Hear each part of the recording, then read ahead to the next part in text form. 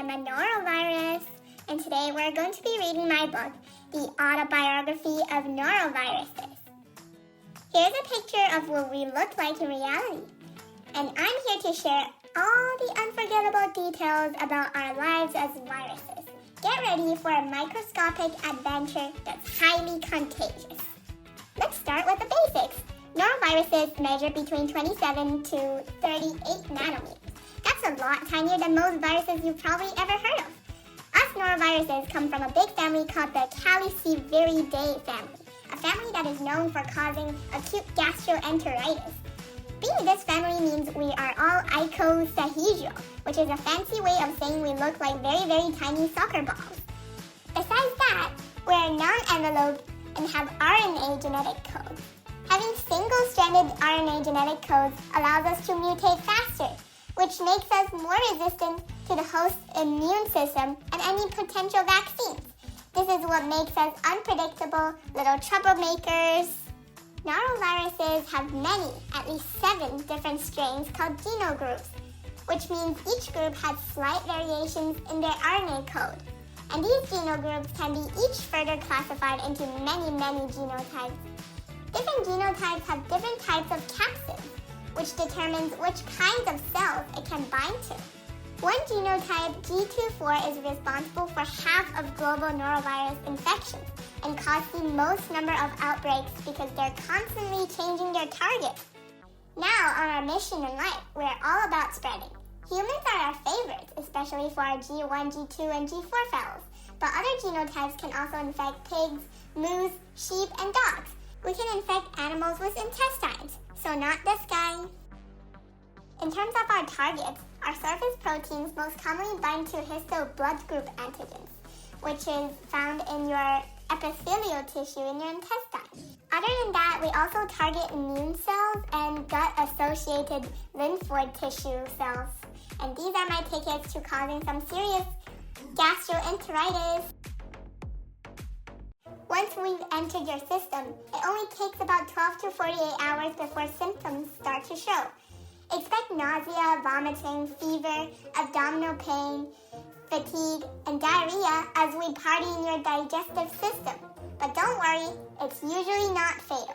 But in some cases, severe dehydration caused by the loss of fluid can result in organ failure or death for infants, elders, and people with immune deficiencies. Well, how do we spread, you ask? Well, our favorite way to travel is through the fecal-oral route. We transport into your guts uncontaminated food and water. We're highly contagious and will find our way into all kinds of places. If somebody infected with norovirus handles food or water and somebody else ingests that, they'll probably get norovirus. Raw shellfish are also known to have caused a lot of norovirus infections because of how they filter contaminated water in the ocean. Tiny droplets containing norovirus can spray through the air and get swallowed in public bathrooms. Municipal water systems can be contaminated, swimming pools, spas, wells, you name it. The scary thing is we can survive on surfaces for weeks or months, just waiting for you to touch them and then touch your face. Not to mention, sick individuals are still contagious after at least 3 days after recovery. Every year in the U.S., we're responsible for about 19 to 21 million cases. We're quite busy. 900 people die from norovirus in the U.S. annually. Norovirus is more dangerous for people under the age of 5, the elder people, and anyone with a weakened immune system. And some studies have shown if you have type O blood, we're more likely to pay you a visit. And worldwide, norovirus kills 50,000 children under 5 annually in underdeveloped countries. In fact, just from August 2024 to February 2025, we made quite an impact in the U.S. with 1,676 recorded outbreaks. Actually, we're very common all over the world. Latin America, China, the Middle East, Africa are all places we call home. We follow the typical lytic cycle, which means we don't waste any time and cause acute symptoms. First, we attach ourselves to a host cell and get the cell to take us in.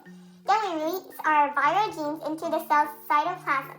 The host cell's machinery then gets to work, making plenty of copies of noroviruses. As we multiply, we take over the cell, making it burst open to release all new viral particles, which go on to infect even more cells. All of this happens quite quickly, as we have a short incubation period. But hey, we're not invincible. While there are no vaccines that could outplay our rate of mutations, there are many preventive measures you can take to prevent our visit. Wash your hands with soap and water, wash fresh fruits and vegetables thoroughly, stay away from sick individuals, don't eat raw shellfish, and definitely avoid contaminated food and water. Make sure to clean contaminated surface with 10% bleach and wear a mask in crowded indoors. Now let's talk about how to handle it when we show up uninvited. While there is no quick fix with antiviral drugs, the best treatment is all about hydration. Electrolyte drinks will help replenish the salts and minerals your body loses. It's also a good idea to avoid fatty or sugary food, as your stomach and intestines need a break.